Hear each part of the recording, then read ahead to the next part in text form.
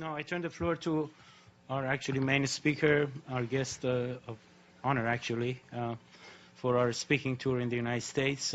We have the opportunity to have her present her experiences and her information with the rest of the world actually. Thank you, Eva. Thank you. Thanks very much. I'd like to touch on something that Sarah Flounders mentioned, which is that today in the General Assembly, the representative of my country, Canada, is raising or has raised a resolution which is not about human rights. It's not about the people of Syria. It's a resolution meant to point fingers and to vilify the governments of Syria and Russia. And this resolution relates to a UN Security Council resolution that was vetoed by Russia and China some days ago. That resolution pertained to another useless ceasefire in Syria, which would have no bearing on, bring no good to the people of Syria, and which follows a week of liberation of areas of Aleppo, which now amounts to about 95% of areas of Aleppo that have been occupied for years by terrorist factions. So at this time, when 100,000 civilians in these areas occupied for years by terrorist factions have been liberated, the UN, parties in the UN wanted to impose another ceasefire. And I want to remind people why these ceasefires are indeed pointless. The last ceasefire in September was from the very start negated by 20 main terrorist factions who declared they were not going to participate, and from the very beginning violated the ceasefire over 300 times during the duration of the ceasefire. And not only these terrorist factions, while the Syrians and while the Russians adhered to the tenets of the ceasefire, but the American-led coalition itself violated the ceasefire by targeting Syrian army positions in Deir ez-Zor, killing at least 83 Syrian soldiers in a prolonged attack that lasted nearly 1 hour and which enabled ISIS to overtake that position. So this is one reason why a ceasefire is pointless at this point in time. There is no faith that any of the parties that the U.S. and Western leaders who have funded these terrorists, there's no faith that they can actually control the terrorists and get them to adhere to a ceasefire. And the people of Aleppo want Aleppo to be completely freed. And I speak having been to Aleppo 4 times, and this is the will of people in Aleppo. So on that note, I'd just like to talk about briefly, I've been to Syria 6 times since 2014, 2 of which were with international delegations, and 4 times were independently on a visa I applied for, paid for, and waited for. My trips have been self-funded or fundraised, and I've gone at my own risk and been able to travel freely in the country to areas I wish to travel to. I've been many times to Homs, to Malula, to Latakia, Tartus, Siath, Sweda, and again, Aleppo 4 times. And I mention these because I think it's important people realize I have, wherever I've gone, I've spoken in Arabic to the people I'm speaking with. What Donna, what Sarah have said, that the people support their army and government is absolutely true. Whatever you hear in the corporate media is the complete opposite. And on that note, what you hear in the corporate media, and I will name them, BBC, Guardian, New York Times, etc., on Aleppo is also opposite of reality. Aleppo since 2012 has been inhabited by different terrorist factions, among them al-Nusra, among them the so-called Free Syrian Army, which has committed the same heinous acts of terrorism as al-Nusra, as ISIS, as Ahrar al-Sham, as Nuruddin al-Zinki, which beheaded a 12-year-old Palestinian child and somehow is still deemed moderate. Since 2012, these areas of Aleppo, which have now recently been freed, their occupation by these terrorist factions has meant the greater Aleppo, the 1.5 million plus population of greater Aleppo have suffered sieges denying them food and medicine. They've suffered for years a want of electricity and water, and they've suffered daily bombardment by these terrorists of mortars, of gas canister bombs, which are improvised and made locally, of water heater bombs, which are even more powerful and can level floors of entire buildings, of conventional weapons like Grad rockets supplied by the West, and etc. As I said, they've suffered these attacks on a daily basis, and even now, because there are still Western-backed terrorists in pockets of Aleppo, there are still mortars and gas canister bombs raining down, and people are still dying in Aleppo. This is another reason why the liberation and securing of these areas is imperative, because that will actually bring peace to Aleppo. Now, my colleagues here mentioned the nature of unity in Syria and the fact that Syrians see themselves first as Syrian before any sect. This is an important point because our media and the Gulf media has made Syria out to be sectarian, which is something the Syrians themselves have denied. But it's a tool to make people confused. It's a tool to make people believe that it's Sunnis against Bashar al-Assad, when in fact, bear in mind that Aleppo is overwhelmingly Sunni and is with the government and is with the army and is suffering from the terrorists who declare that they are liberating the city in Syria. Other points about Aleppo are hospitals in Aleppo have been attacked. I'm sure you've heard in the media that hospitals have been attacked. Well, this media is referring to the pockets of Aleppo that were occupied by terrorists. And they have manufactured stories, and I can give you a precise account. In April of this year, there was a hospital called the Al-Quds Hospital, which in a concerted effort, all media said was attacked and targeted and badly damaged by either the Syrians or the Russians. In fact, the Russians had satellite imagery showing that this hospital was in the same shape that it was in October 2015. No difference. Therefore, it was not attacked. Months later, The Guardian, which is a prominent British newspaper, actually said the Al-Quds Hospital that it had alleged months prior to be attacked and destroyed was treating victims of so-called chemical weapons attacks. So even the media that is lying is inconsistent in their lies. But there have been hospitals attacked. I went to the Al-Dabit Hospital, which is in Aleppo City. It's a maternity hospital. It was attacked on May 3rd, and 3 women were killed. You would think this would be something raised at the UN or by so-called human rights groups, but it was not. In December 2013, the Kindi Hospital was attacked and destroyed. It was the largest and best cancer treatment hospital in the Middle East. It was destroyed by al-Nusra terrorist truck bombings. And in fact, in recent media reports on Aleppo, again alleging Syrian or Russian strikes on hospitals, Fox News actually had the audacity to use a photo of Al-Kindi Hospital and allege that this is in eastern areas of Aleppo and that this hospital had been attacked by Syrian or Russian strikes. This goes to show how much the media has been lying from the very beginning about Syria and continues to lie. When I went to Aleppo, I spoke with the Aleppo Medical Association. They comprise 4,160 active and registered doctors. More lies in the media have said the last doctor in Aleppo, the last pediatrician in Aleppo. Of these over 4,000 doctors, 800 of them are specialists. So you can see that when the media talks about Aleppo, it's talking about areas that were occupied by terrorists. And it's completely negating the suffering and the will of the Syrian people in greater Aleppo.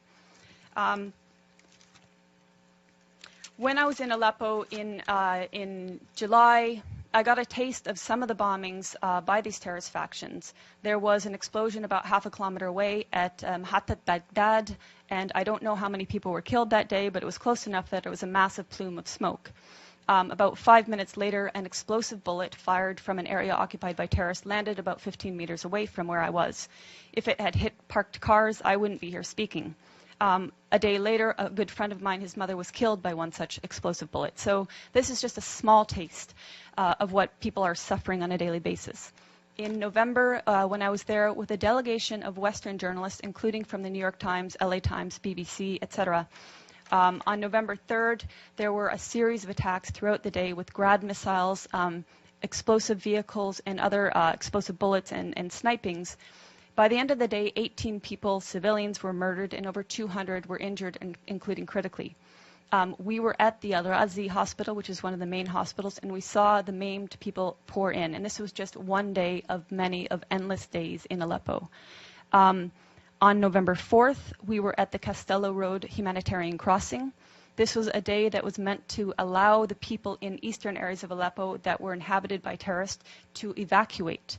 And this was not the first time. On prior occasions, the Syrians and the Russians had opened 8 humanitarian corridors to enable people to leave. These were attacked by terrorist factions heavily. Even that day on November 4th, the Castello Road crossing was attacked, twice with mortar shelling when we were there and 5 times afterwards. Clearly, there has been political will and intent by the Syrian government and its Russian allies to enable civilians to leave, to minimize any sort of loss of human life. Clearly, the terrorists that declare themselves liberators of Syria do not want people to leave. They've been holding civilians hostage. And if you're following reports that are not BBC and that are not New York Times, you will see countless testimonies of civilians, of the 100,000 civilians who've been liberated the last week, saying, thank God for the Syrian Arab army that liberated us, and the terrorists were hoarding food. They were preventing us from having food. This is all documented. Also documented are that areas in these areas occupied by terrorists, including a school, were housing chemicals used to make chemical weapons. And you could see also the gas canisters that were used to make explosive gas canister bombs. In fact, even when I was in Leiramun, we saw a factory in one of the buildings that was used to make gas canister bombs. In Leiramun, we also saw evidence of the so-called Free Syrian Army that some people say doesn't exist anymore. The 16th Brigades was active there. They had a cell underground, 3 stories below, that was perfectly intact in spite of aerial bombings above ground. And I make this point because people talk about the destruction in Aleppo as if the physical destruction matters. It's the people that the Syrian government and the Syrian people care about. And the destruction in areas occupied by terrorists occurs because the terrorists are bunkering below ground, come up above ground, fire their bombs on civilian populations, and go back below ground. So I just want to address a few other myths. Some of the myths that have been about Aleppo and Syria in general have been that the Syrian government and army are starving the population. Again, I refer to testimonies of people, even people I met with in November. I met with a family of displaced people from El Halak, which is north of Bustan al-Pasha, which was an area, both areas occupied by terrorists.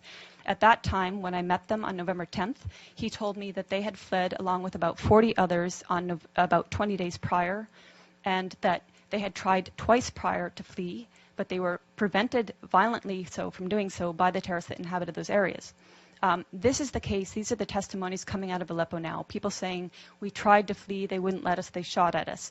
There are also videos showing people who did manage to flee coming under fire and the Syrian army actually protecting them, acting as human shields.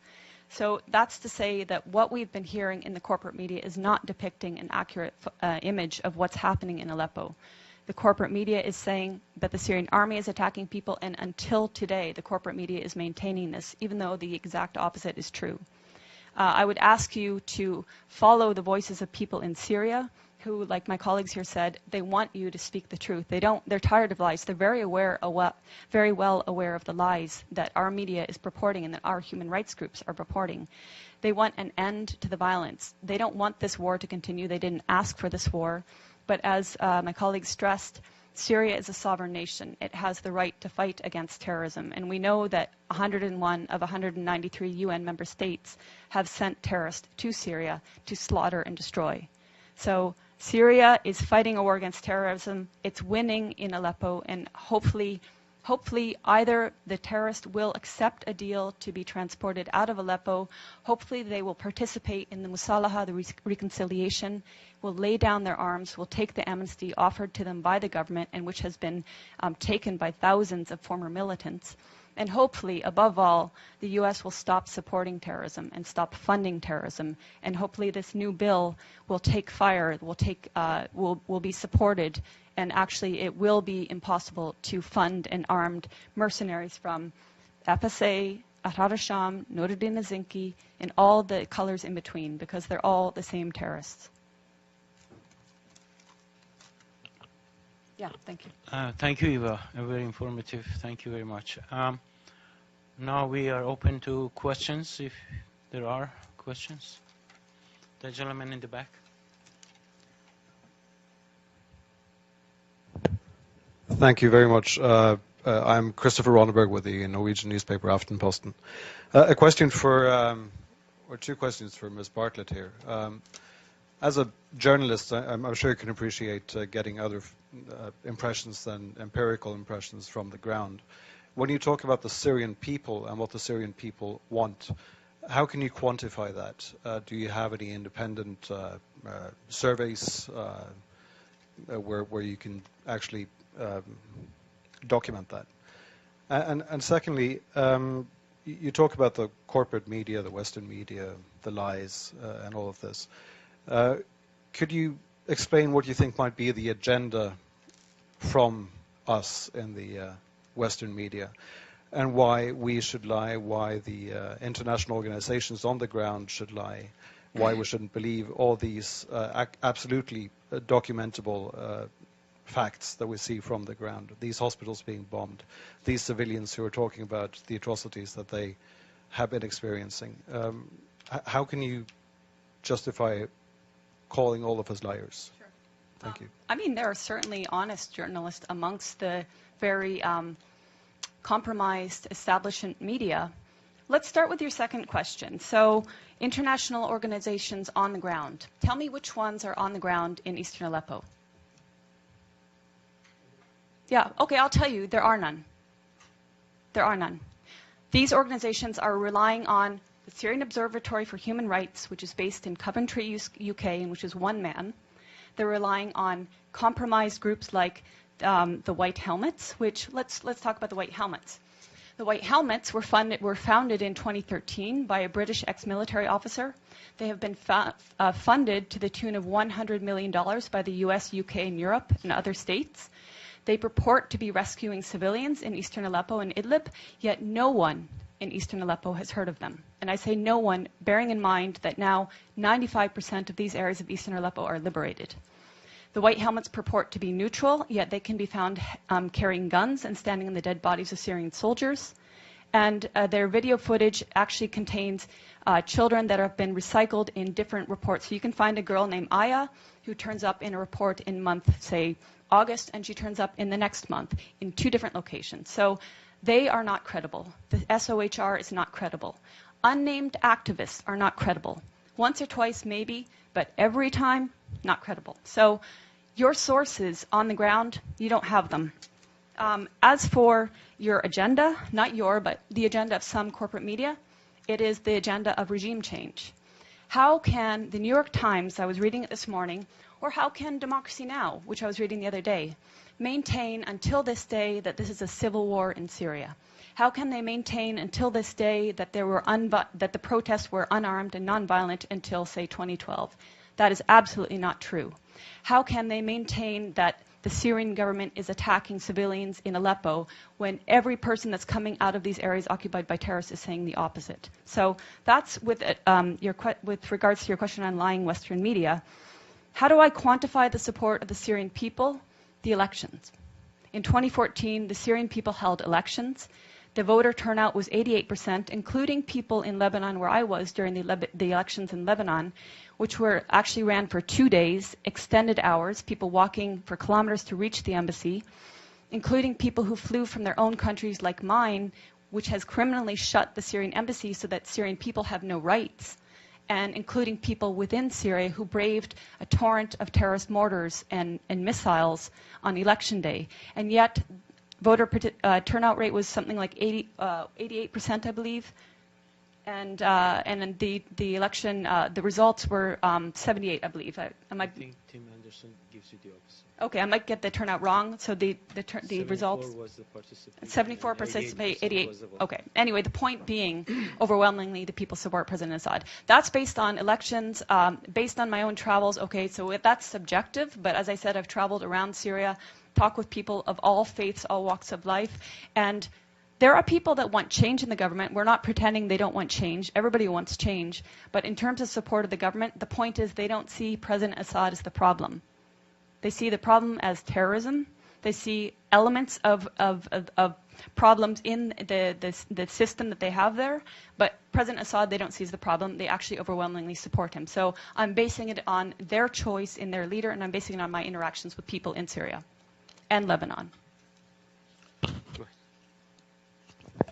Okay, my name is Renzo Cianfanelli of RCS, Corriere della Sera group from Italy. I have been a few times, in the area. I have been covering wars for the last 20 years. It's true that the first victim of a war is truth.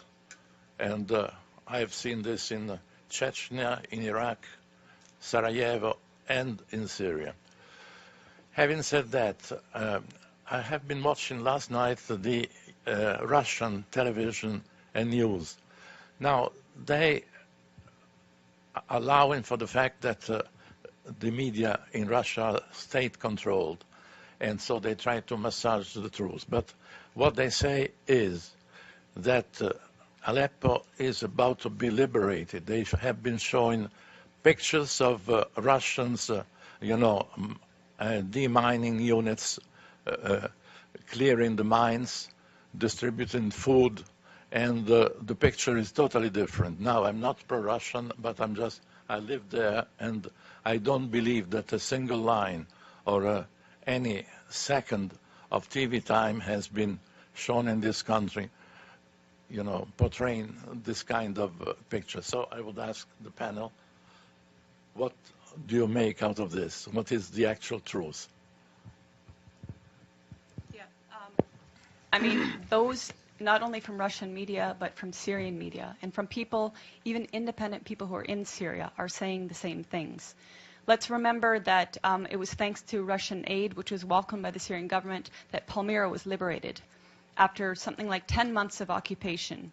And how was Palmyra occupied? The U.S.-led coalition turned a blind eye as terrorists of ISIS sped through the open desert to attack and overtake Palmyra. When Palmyra was liberated, the Russians went there and were demining. I can speak on just a side note, in other areas that have been either liberated or had the terrorists extracted, for example, the old city of Homs and Malula, I went to both places 2 and 1 months after liberation or extraction of terrorists, and in both cases, before leaving, the terrorists do lay mines in houses, on roads, and locals or in certain areas, especially now in Aleppo, the Russians are participating in demining. You ask why we aren't seeing this. Well, this relates to the other gentleman's question about why the corporate media, some of them, most of them, are telling lies about Syria. It's because this is the agenda. If they had told the truth about Syria from the beginning, we wouldn't be here now. We wouldn't have seen so many people killed. In fact, what the Russian media, which may or may not be state-controlled, depending which media you're looking at, is saying, it shows exactly what the Syrian media is saying, and it shows what independent people in Syria are saying. And I can refer to a young French gentleman who is independent. He's not political, he's humanitarian. He's been living for 9 months in Aleppo, experiencing the hell of terrorist bombings, and asking him, you know, is this true? And asking Syrian colleagues in Aleppo, is this true? Yes, it's true. So unfortunately, very unfortunately, our media and certain human rights groups like Human Rights Watch, which likes to tweet images from Gaza and say it's Aleppo, they're not going to tell the truth about Syria. Thank you. You go ahead. Vetoed by Russia and China some days ago. That resolution pertained to another useless ceasefire in Syria, which would have no bearing on, bring no good to the people of Syria, and which follows a week of liberation of areas of Aleppo, which now amounts to about 95% of areas of Aleppo that have been occupied for years by terrorist factions. So at this time, when 100,000 civilians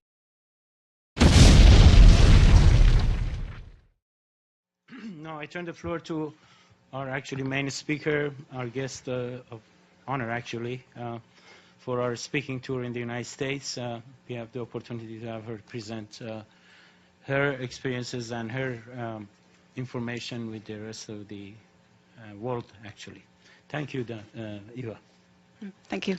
The duration of the ceasefire, and not only these terrorist factions, while the Syrians and while the Russians adhered to the tenets of the ceasefire, but the American-led coalition itself violated the ceasefire by targeting Syrian army positions in Deir ez-Zor, killing at least 83 Syrian soldiers in a prolonged attack that lasted nearly 1 hour and which enabled ISIS to overtake that position. So this is one reason why a ceasefire... Thanks very much. I'd like to touch on something that Sarah Flounders mentioned, which is that today in the General Assembly, the representative of my country, Canada, is raising or has raised a resolution which is not about human rights. It's not about the people of Syria. It's a resolution meant to point fingers and to vilify the governments of Syria and Russia. And this resolution relates to a UN Security Council resolution that was vetoed in these areas occupied for years by terrorist factions, have been liberated. The UN, parties in the UN wanted to impose another ceasefire. And I want to remind people why these ceasefires are indeed pointless. The last ceasefire in September was from the very start negated by 20 main terrorist factions who declared they were not going to participate, and from the very beginning violated the ceasefire over 300 times during